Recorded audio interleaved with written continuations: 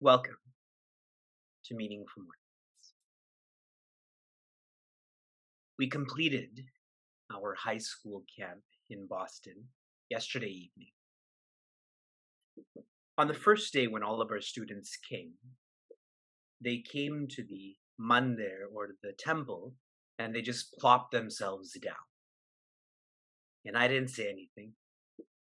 But the next day, I encouraged all of them that when they come to a place where there's an icon of divinity, it could be a mandir, it could be your room,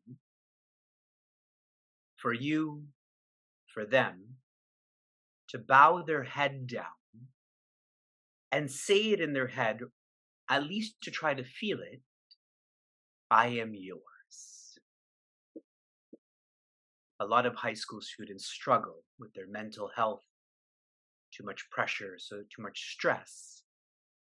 And if one gets into the practice of I am yours, that leaves the impression that they're not the doer, that they're not the deserver. One starts to feel that they're not the doer and deserver when one feels less pressure, less stress. They got into this habit from Wednesday onwards. After they bowed their heads down, I'd have them lie down on their backs by themselves, and they would listen to the Maha Mantra chanting, Hare Rama, Hare Krishna, for around 18 minutes. And it was very lovely to see how comfortable they were, how secure they were. This is what our divinity can do for us, can make us comfortable with who we are, can make us feel secure. Our divinity's name is Manohara, the one who steals our minds.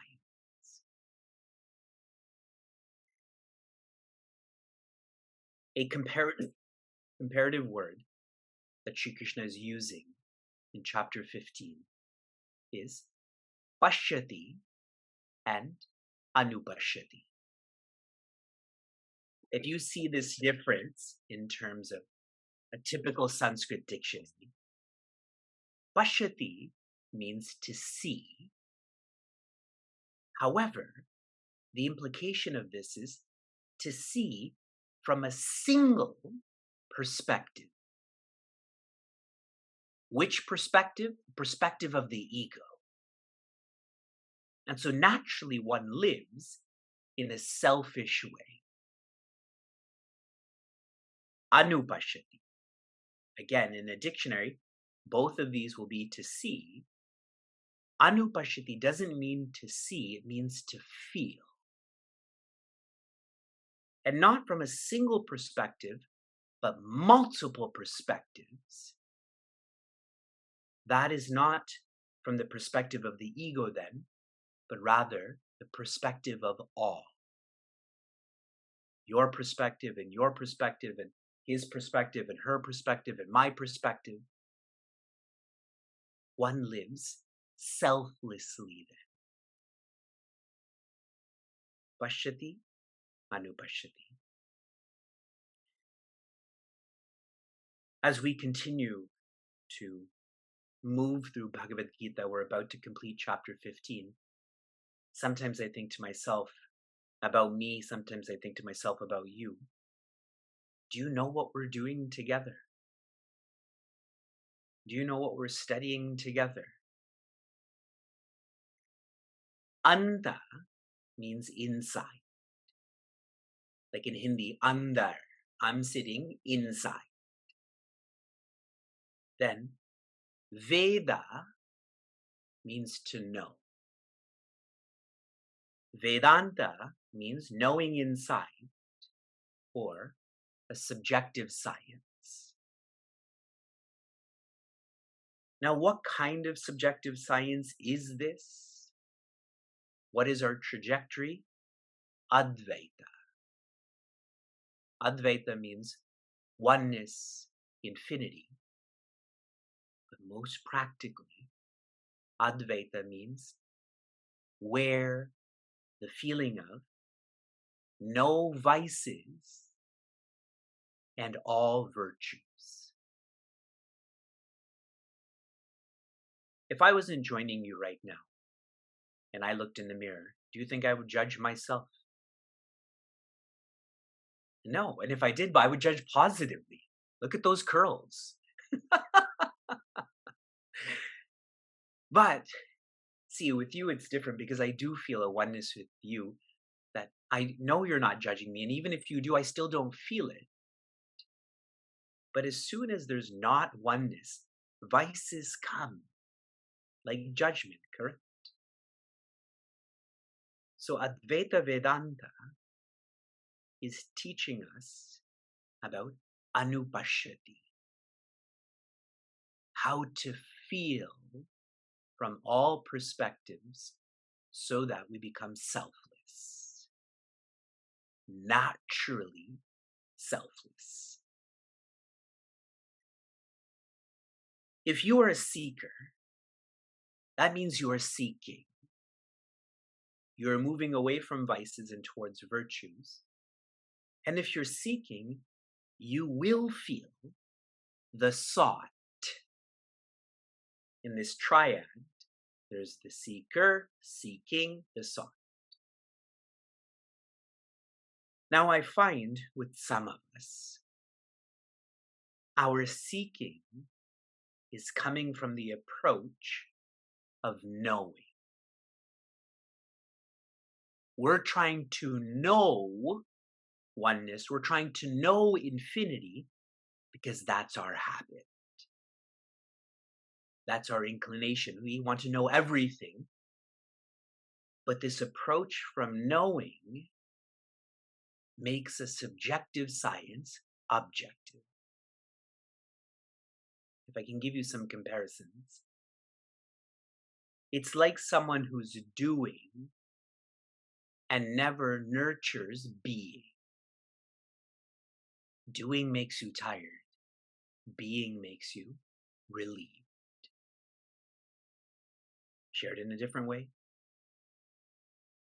When one is approaching a subjective science of oneness by trying to know this rather than be this, it's like you've reached Vaikuntha, but you never become one with Vishnu. That would be frustrating, no? I'm planning my travel to Bharat in December. Imagine I go to Sandipani and Pujaswami Tejomayananda is not there. It would be lovely to be at Sandipani, but it would be a great loss if he wasn't there also. And sharing this in one more way to make this very personal.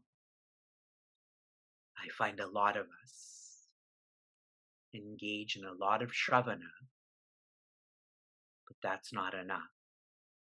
That Shravana is to deepen to Manana. If you are not growing out of vices and growing into virtues, if you are not evolving from selfishness to selflessness, then you will continue to engage in pashyati, living by sight. All you will feel you are, all you will do is perceivable. The most important things in our lives are not perceivable, like faith and love and joy.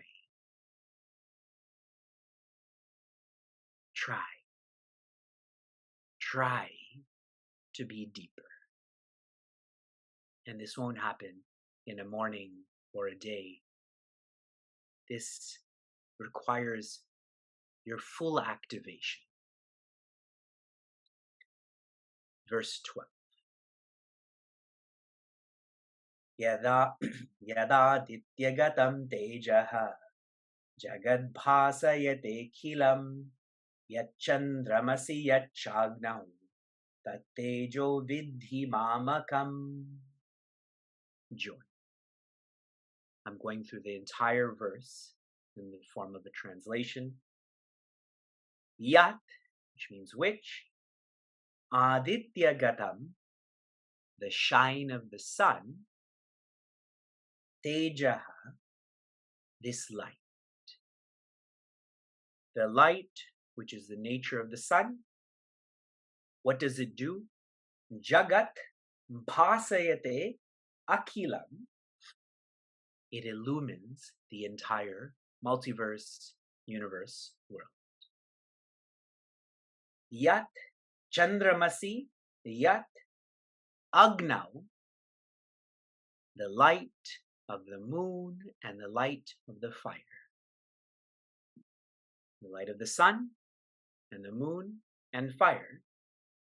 Tat tejaha, that light, vidhi, what you should know, mamakam, that's my light, as in Sri Krishna's.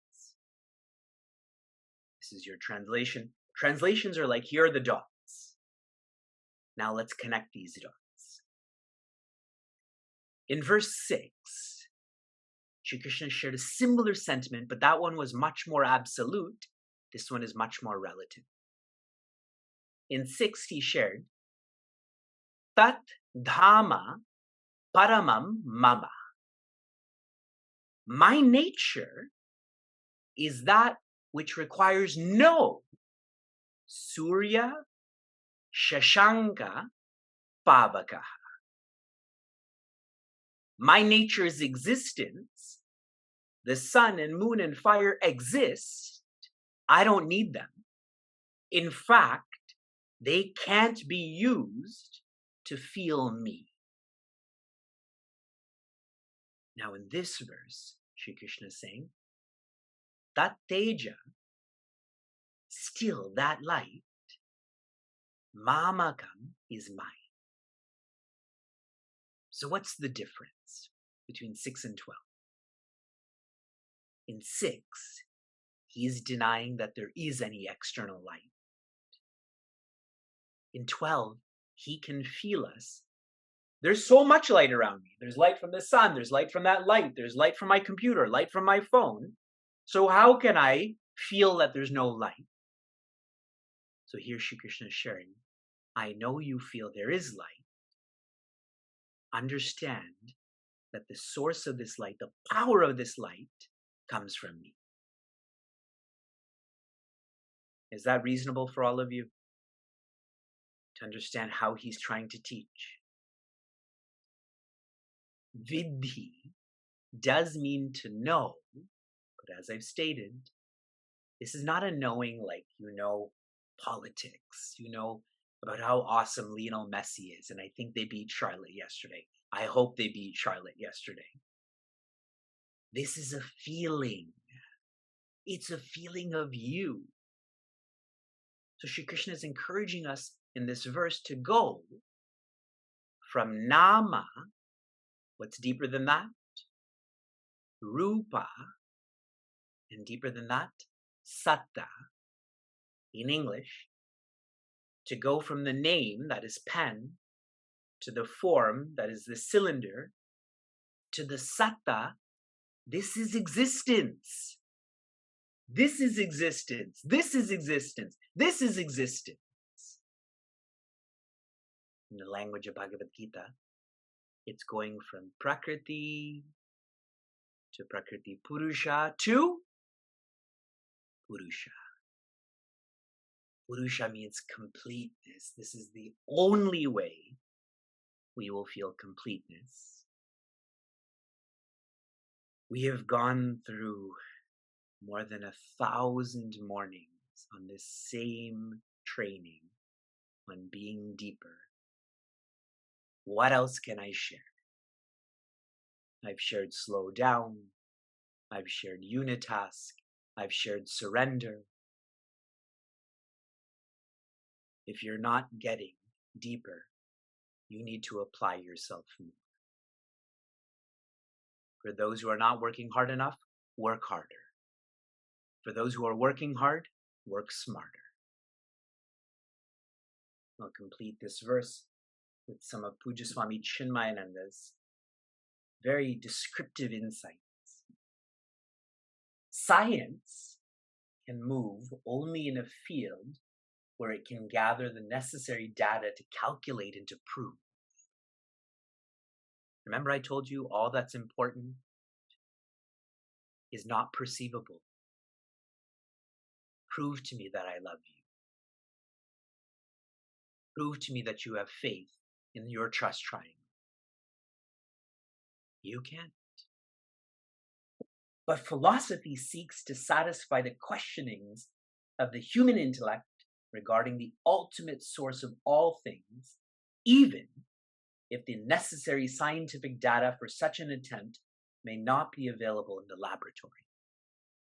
There is a definite frontier at which the intellect and its observations, its logic and conclusions, its reasoning and assertions must necessarily exhaust themselves and cry a halt.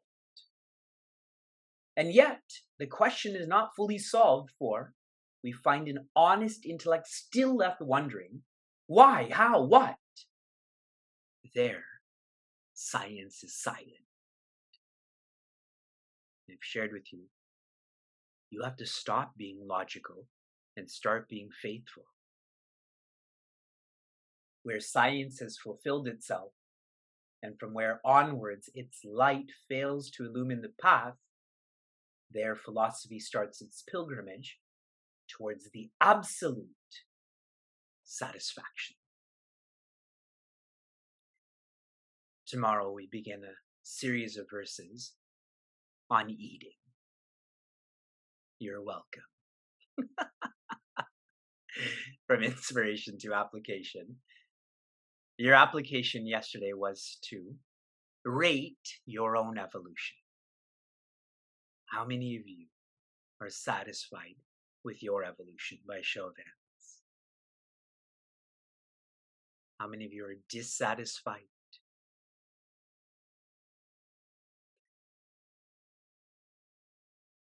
Please know, this is an independent journey to the independent. No one is slowing you down. No one is stopping you other than you. Your application for this morning, I want you to compare verse 6 and 12. Work hard and smart to identify the differences in 6 and 12. There was a magazine I used to read when I was growing up called Highlights. Do you all remember Highlights? And they'd show you two images and you have to find what's missing. They copied that from this study. So please do that between 6 and 12. Shanti, Shanti, Shanti. Be joy.